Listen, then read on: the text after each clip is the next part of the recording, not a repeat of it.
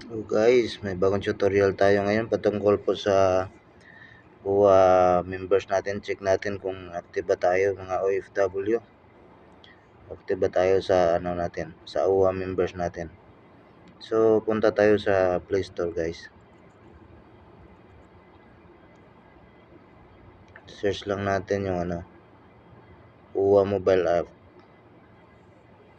Yan natin na i-download to. Download natin yung apps nila sa UWA. Yan, UWA mobile app.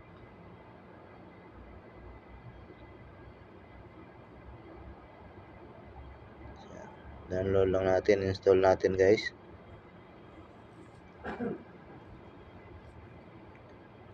So install lang natin. 28 MB lang po ito. So hindi lang mabigat. Tayan lang natin guys.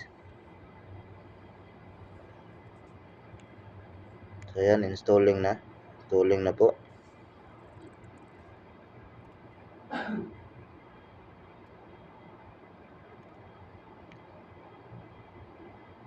So ayan, okay na guys, na-install na po. Open lang natin yung apps natin. Punta tayo sa apps. Yan, OWA. Open natin.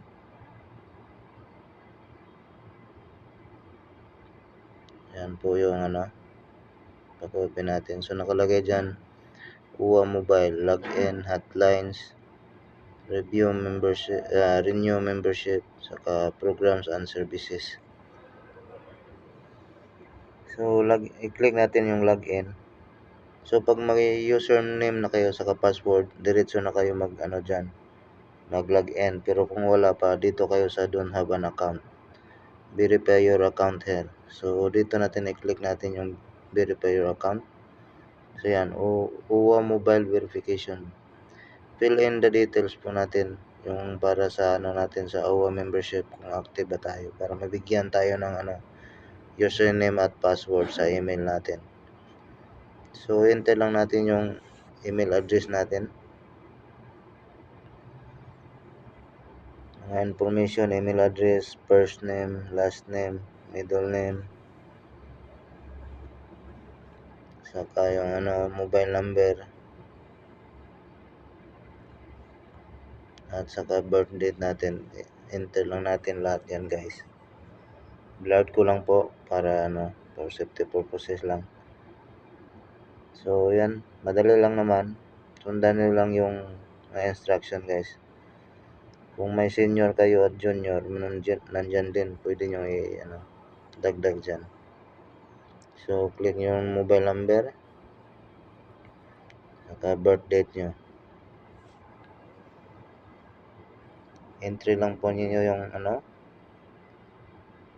month, date, saka year.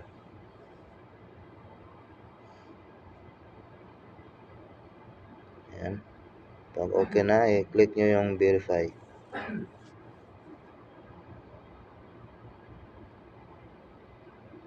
Verify, yan. Click natin verify. So, naglo-loading siya. So, yan po, successful verify po. Membership verified. So, check natin sa email natin guys kasi sa email yan nagbibigay ng username saka password.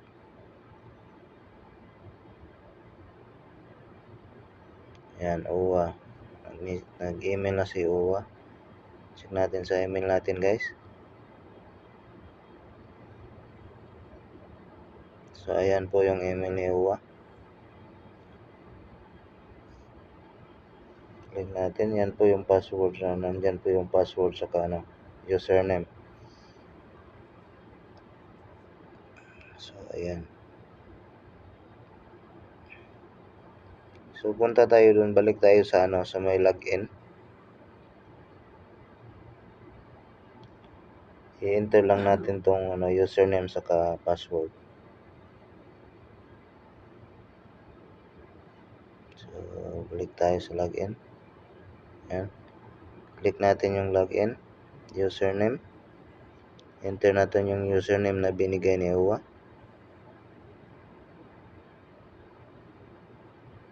Yan, enter lang natin. So, magkaiba yung sa iba-iba yung number, sa akin iba din. So, yan. Yung username natin. So, dito sa password, nag-enter ako dyan kaso ayaw ma-record kasi naka-block yung record sa pag-enter ng password. So, enter lang yung password nyo, guys.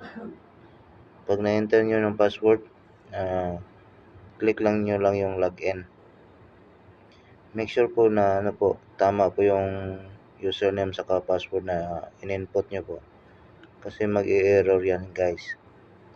So, kung okay na, login nyo lang, guys. So, yan. Click nyo login. So, yan. Pagka-click nyo login, yan po yung lalabas. Yung Facebook ng UWA. So, nakalagay sa baba, information. Information, news, e-card, hotline, saka program and services po. Personal information po. Click natin. So, ayan. So, yan po. Nandiyan po lahat yung mga information natin. Kung active ba tayo, nakalagay dyan kung active ba tayo o inactive. So, blurred ko lang po. Naka-blurred po siya. Pasensya na po. So, ayan. Yan lahat yung mga history ng yung employer nyo. Saka yung mga sahod nyo. Nandiyan nakalagay.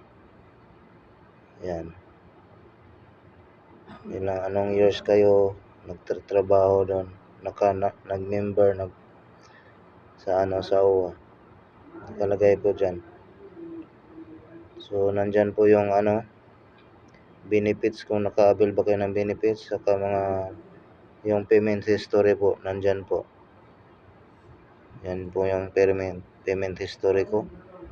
2014, 2017, saka 2024. Kasi hindi tuloy-tuloy yung putol-putol yung bayad. So guys, active po tayo hanggang 2026, guys. Kita natin dito, guys. So yan, guys. Mabilis lang po tayo, guys. So ayan yung e-card, sample ng e-card natin, wala ng picture. Kalagay dyan yung UWA ID natin, saka may barcode. Ngalan natin nandyan. Saka may mga programs and services din sila, guys. Yan nandito nakalagay. Pwede tayo mag-apply dito, guys. Disability, and then in case of death, skills for employment, separers. Yan lahat, guys. Yung mga scholar, educational scholars, OFW dependent scholarship. Yan. So, yan, guys.